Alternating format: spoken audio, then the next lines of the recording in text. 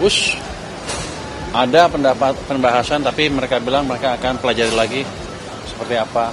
Ini kan ini rapat pertama saya di Danantara ini ya, Dewan Pengawas Danantara, baru sekali ini saya ikut. Jadi saya banyak nanya apa sih itunya. Tadi itunya persetujuan RKT 2025 dan beberapa rencana mereka 2026, termasuk tadi pemilihan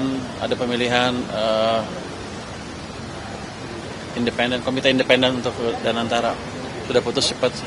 Jadi rapatnya berlangsung bagus sekali, terbuka. Saya tanya macam-macam, mereka jawab macam-macam juga. Jadi harusnya sih ke depan akan lebih baik karena mereka tahu kita pengawasi dengan betul. Ada pembahasan soal Pak ya? Ada pembahasan, tapi mereka bilang mereka akan pelajari lagi seperti apa. Belum tegas sih seperti yang Bapak harapkan ya Pak? Mereka ngotot aja. Pak, tadi Pak, posisi Bapak terkait dengan kereta cepat ini lebih baik diinjeksi dari Danantara aja, tidak pakai APBN, sudah disampaikan langsung berarti Pak Bapak Rosan ya? Sudah saya sampaikan, kenapa? Karena kan Danantara terima dividen dari BUMN kan, hampir 90 triliun, 80 triliun, hampir 90 triliun lah. Itu cukup untuk nutup yang 2 triliun bayaran tahunan untuk kereta api cepat. Dan saya yakin uangnya juga setiap tahun akan lebih banyak di situ. Sekian puluh triliun akan lebih, dan sebagian katanya akan ditaruh di obligasi punya saya lagi, pemerintah lagi. Saya tadi sempat kritik, kalau Anda taruh obligasi segitu banyak di pemerintah, keahlian Anda apa? Tapi mereka bilang ini kan hanya 3 bulan terakhir ini karena nggak sempat kan untuk buat proyek.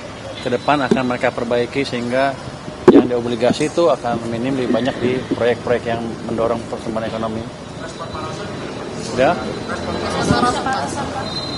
Dia setuju. Yang mana nih? Yang Songus. Songus mereka bilang mereka akan pelajari lagi dan mereka akan propose ke kita seperti apa. Kalau saya bilang saya udah putus, bukan itu ya. Ya kira-kira nanti kita tunggu deh seperti apa studinya. Tapi yang jelas saya tanya ke beliau tadi, apakah di klausulnya ada yang bayar harus pemerintah? Kan yang penting, kalau saya tahu CDB, saya pernah diskusi nego sama CDB juga dulu. Mereka yang penting struktur pembayarannya clear. Jadi harusnya nggak ada masalah kalau Danantara bayar juga. Tapi nanti kita lihat hasil seperti apa dan kita tunggu perintah dari Presiden.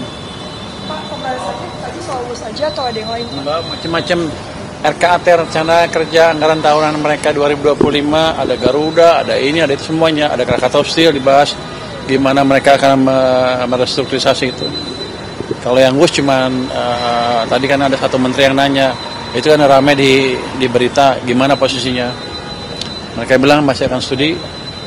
Saya sih posisinya clear karena di perjanjian mereka dengan Indonesia dengan Cina nggak ada harus pemerintah yang bayar. Biasanya sih selama struktur pembayarannya clear, mereka nggak ada masalah.